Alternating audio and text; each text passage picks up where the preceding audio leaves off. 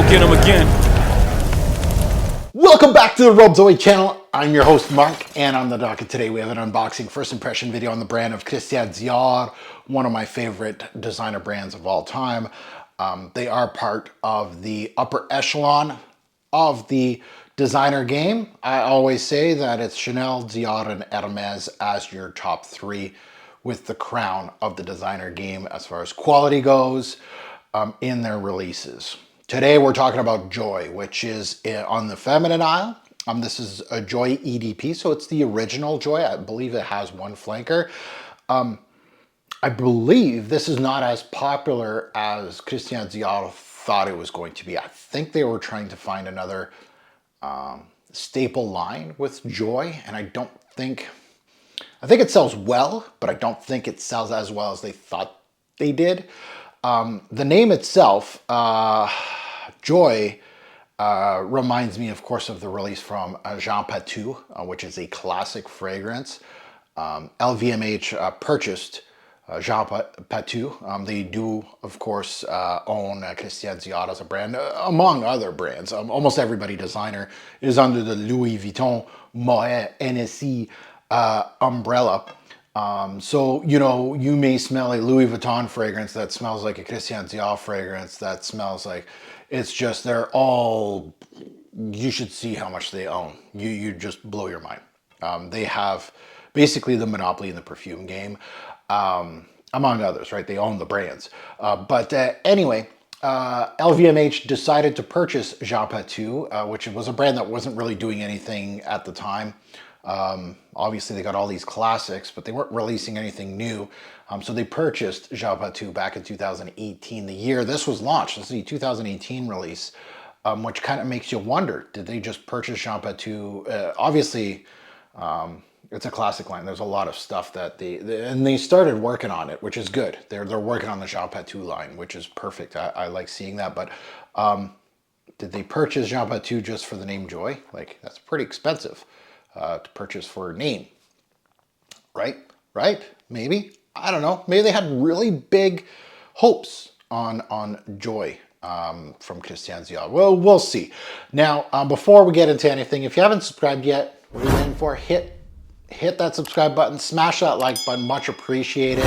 You know, to my returnees, welcome back. Much love to all of you. Of course, your support means everything to me, especially with these Fragflex return hauls. If you don't know, this has been returned to Fragflex. They sent it to me for decanting only. It is a second job for me at night. I got nothing to do. I got a couple hours to kill. Got a little handshake deal that I get paid to decant for them. I do the best job as I can, and I get a little extra cash for little things here and there. Does not hurt, right? Instead of watching a show, I'm making money. So anyway, this one right here, we're going to see, and again, I don't get paid for these reviews. You're going to see a lot of negative reviews from Fragflex, and they haven't complained yet. I have a really good relationship with them. They actually never asked me to do these videos. I actually went to them and I said, this would be great for my content. Maybe not. It's killing my channel. I don't know. It doesn't matter. I like to discover. My channel has always been about my journey, discovering and helping others, right? You know, I'm not out here buying all the latest releases and giving you a bunch of BS about them. I'm not that kind of guy. So if you hit the subscribe button, you're going to get an honest feedback from a guy that, you know, like stuff like this. Honestly, my palette for women's fragrances now, it's getting better and better. Every single unboxing I'm doing, every time I'm testing out some of these fragrances, like these florals that I don't know of, that I used to not know of, they're like second nature to me now. And I've tested my nose throughout the years to try to get me to that spot with the florals. Things like patchouli, veterans, like I know that stuff like the back of my hand. But let's take a look at the note breakdown on Joy, and let's see what's in this one. Nothing too crazy here. A lot of the stuff I've smelt before. I've smelt every single note in this fragrance before, several times over. But we do have a very fresh top note. We got some citruses, and then maybe we got those florals that we're talking about. And we got a fruit there, peach. Peach is usually at the top note of fragrances, but it's in the mid in this one. Does that mean it's going to last a little longer? Does that mean it's going to show up a little later in the fragrance? We will see. And in the base, we got our typical base notes of, white musk, sandalwood, cedar, patchouli, and benzoin. So really no breakdowns, kind of guide you, but they don't really tell you the whole story. Like, what is the central theme of Joy? I'm thinking with the name, it's going to be something bright. I'm assuming. Obviously, the nose behind this is in-house Perfumier. Well, I'm retired now, François Desmachy. Am I retired now? I got kicked out the door from Christian Dior, that I know. I'm sure it was amicable as far as he didn't get kicked out. Desmachy is one of the perfumiers that on YouTube, on social media, he gets panned a lot. And I'm sorry, but he's a really good perfumier. So let's take a look at this thing. And this bottle design looks very familiar to me. Right away. That looks like the bottle of Sauvage. So Sauvage shows up in women's form. Wow, okay. Okay, they got a little star inside of this thing. Huh. Interesting. Okay. Silver cap, magnetic, of course, but this is 100% the same bottle that they use for Sauvage. And cap, they probably just put something new around it. Okay, let's delve into Joy. I got my strip here, so we'll put on strip first, then we'll put on skin as per usual. Atomizer, solid. You can't say anything wrong about that atomizer. So let's sniff out Joy from Christian Dior, my first sniff of this lineup. Oh, she's peachy. That peach, we got our answer on the peach. No, we're not going to wait to get that. We're getting it right away. I'm getting like a fruity strawberry thing, like a very synthetic fruity strawberry thing. That might be from the rose. Usually Christian Dior fragrances and Desmachy, usually my reviews don't start off by saying a synthetic thing. Usually. So that's not good. It's a fresh fruity thing, right? It's probably going to go fruity floral. Just assuming. I'm just assuming. I love those caps. Yeah. So peach and this jammy red strawberry rose synthetic. One note can kill the whole thing for me. And it's not, this is out of the ordinary for Christian Dior in my journey. And if you don't know, you know. I own how many Christian Diors? Probably more than 50. A lot of them. This is rose dominant. Now that strawberry hue's coming out, this is very much rose dominant. Fresh fruity, yeah. It's a sweet rose. It's a little musky. So that white musk is coming through already, and it's a little woody as well. So sandalwood, cedar, yeah. A little white floral backing the rose, so I'm feeling a little bit of that jasmine here. I think it's mostly rose and jasmine now. That changed quite quickly on my skin, like extremely quick. Like went from fruity peach strawberry thing. The strawberry hue's still there, but the peach is like, see you later. The 1-2 punch of the jasmine and rose, with the rose being the primary. I can understand why this would be like they're trying this to be a flagship release for the brand. Those kind of fragrances usually don't have much personality. Not much wow, usually the flagships. It kind of opens up the door for a good base, and then the flankers can add things to them.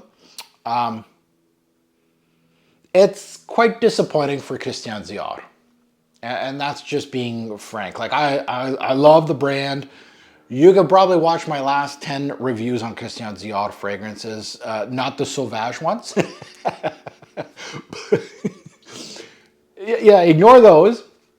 Other than that, Fahrenheit, Dior line, their upper echelon line, right, the Privé line, a lot of positivity on my channel. Lots, like a lot more. It's almost like 85 to 90% of the videos that I publish for Christian Dior are very positive. They're a upper echelon brand like Chanel, like Hermes for a reason. There's going to be a lot of positivity on my channel. However, I'm much harder on these brands than, let's say, a Paco Rabanne or something, right? I'm expecting some sort of quality from a Demachy release, a now Francis K release from Dior, to, you know, the Pulges from, of course, Chanel, to the Jean-Claude Helenas and Guerlain even, right? The ones up top here, they're on the top shelves. Like Hermes is there, Chanel's there, Dior's there, Guerlain's right up here. They're in the top shelves in my collection because they're at eye level. I love these brands. They're ones that I reach out for a lot. This is quite disappointing for a Demachy release. And it feels like, personally, like I haven't done tons of homework. I'm not, you know, I don't know the ins and outs of the female aisle of perfumery like I do in the men's aisle, right? You name me a brand, I'll tell you, like Amouage, what are they doing now? What are they releasing 3 months from now?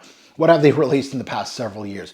Which noses have they utilized the most? Which notes do they utilize the most? Those are things I know in the back of my hand. I'm like, boom, boom, boom. How much did they spend? Like, you know, ones that they market more than others. They want it to be a flagship release, right? This felt, personally, and this is an outsider looking in kind of thing, it feels like Dior put a lot of effort on this release to be another standalone line. And honestly, with one flanker, and you can correct me if I'm wrong, but my limited research just showed one flanker to its name, I don't think this panned out for them. It was like, and a lot of fragrances that you feel like you're going to be working on flankers or working on a line, usually when the initial release has been released, they're already working on the second release already to, you know, work on it. But then they go, oh, the sales weren't so good on this one. Depending on how much work has been put in, they will release the second one and just see if it gets any better. If there's no traction, dump the line, usually. It's let's launch this thing. It's very basic and simple. And then you could say that from the counterpart in the men's aisle, like Sauvage, basic and simple. But at the same time, basic and simple is also easy to love in that manner. But for me, this isn't Dior worthy. I expect more from the brand. It just might be the woman's version of Sauvage, maybe, but it hasn't had the flankers that Sauvage has. But maybe we'll give it time. Maybe there's going to be more. But, you know, if you're asking me, like, okay, I like this scent. Like, you know, someone comes up to me and says, I like Joy. You know, how do I wear, or where do I wear it? Well, this is office wearable. I feel like this is a daily wear scent, right? I don't think it has enough personality to it. And again, if it's your only bottle in your collection, these kind of fragrances, you need some of these. I call them Swiss Army knives. And what they are is they don't have enough personality that you restrict them in a certain season. You restrict them for certain things. And this kind of fragrance doesn't have those restrictions. It's very versatile. So you need some of those where it's very, if I have to put it in a square, where you don't have to, but I would say this is office wear, right? No one's going to ruffle their nose and go, oh, who's wearing too much perfume, blah, blah, blah. No, this is not that. It's office wearable. Daily wear scent, I don't think has enough personality to go out on dates, evening wear. Can you wear it for that kind of stuff? Absolutely. It's versatile. But it's one of those that you pick up and don't think about, you know, oh, maybe I shouldn't wear this right now, right? There's certain fragrances that you kind of have to think about it. This is not it. And a lot of Christian Dior's and Demachy releases, unfortunately, to me personally, a lot of them, and I'm saying like a good bulk, I would say probably a good 70% of what he has done for Dior in my collection. And I'm talking about Fahrenheit flankers, Dior Intense, all that kind of stuff, Dior Parfum, to the Privé line. A lot of them are highly wearable art. And that's what I'm accustomed to, right? This doesn't speak to me as wearable art. This is like, kind of like Sauvage, where it's just like, okay, let's get them something kind of basic.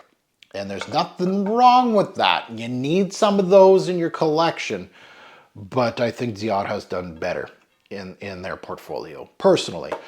So Joy, kind of super lukewarm.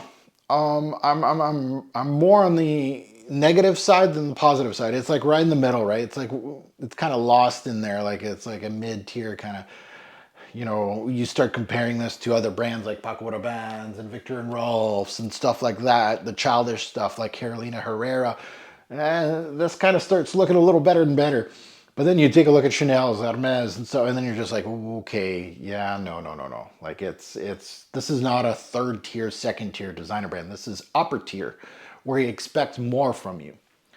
And that's where my fragrance reviews reflect that. I'm not going to review a Christian Dior fragrance the same way I'm going to review a Bentley fragrance or a Victor and Rolf or Tommy Hilfiger or Calvin Klein. There's levels to this fragrance game. So Christian Dior, unfortunately, kind of a letdown personally for me. This video has gone long enough.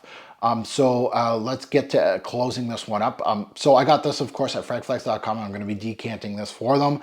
It is available on their website. I just checked. You can use my code TFG10 on their website. It gives you 10% off site-wide. So you don't have to use it on this. You can use it on anything you want, honestly. No expiry date. As long as I decant for them, that code is there available for you to use. You can use it on small little purchases to really, really big purchases. Doesn't matter. There's no restrictions on this thing. Now that you heard my take, I'd love to see yours in the comments below. And again, because it's a lukewarm review, I almost have to do disclaimers all the time because people come attack me. Your nose is not good enough. This is amazing. This is, you know what? It's an opinion. Okay? You're never going to meet me. You can comment below and go the opposite side. I'm not an influencer. You should check these influencers where you say something opposite of them on their channel. Go back 2 days later. Your comment's going to be gone. Like, I've been actually commenting on some of them. I know I'm kind of trolling, but I'll just be like, oh, hey, you know, like saying something completely opposite. And I go 2 days later, my comment's gone from their channel. Stay Fresh Productions. He just did it. Boom, I'm going to call him out. I just wrote something on his channel. I went a day later. It's gone. He deleted it. And it was completely opposite of what he said. Well, I'm not allowed to say that. I'm not allowed, apparently. Come on, man. Like, it's just a fragrance review. Anyway, yeah, you can say bad. You can be mid. You know, where I am with Joy. Like, you can bash it. All the hell. I don't care. It's not like I own Dior or anything. You can go in the middle, like I am, or you can go really high and go, you know what, I love this one. And I can see that because it's signature scent kind of scent profile. It's one of those that's highly versatile. You need one of those. Kind of boring. Like if you only have this, I would say, hey, maybe look for something a little more daring for nighttime, for your next bottle, right? Your next scent. Anyway, I'm done. As always, a greater pour fragrance will make a lasting impression. Choose your scent wisely. Thanks for watching, YouTube. Have a good one.